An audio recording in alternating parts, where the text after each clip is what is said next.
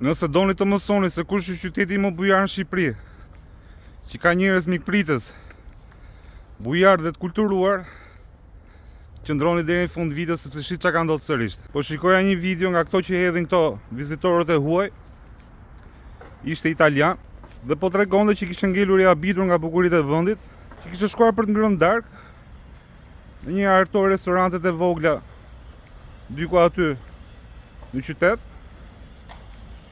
E po thoshte ula, mora këtë, mora atë. Dhe në fund, kur kishte ardhur momenti për paguar llogarinë, kishte parë që nuk e kishte portofolin me vete. Edhe po e tregonte shumë bukur faktin që s'po dija çfarë t'i thoja kamaririt.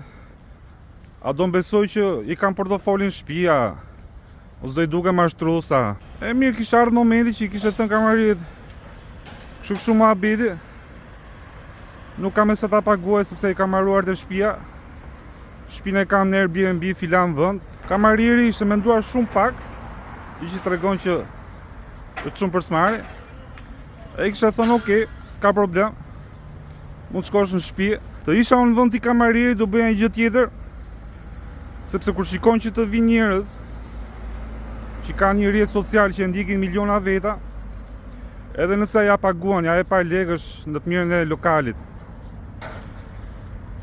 Kur më shikohen mua këto videot e mia, nga 2 milion shikime në javë, imagjino se sa shikime i shkojnë këtyre tuajve.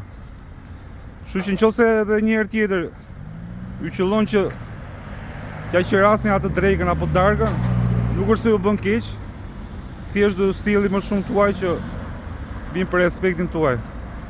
Kështu që ky qyteti është për meti, respekte, edhe e zi pres vite ju.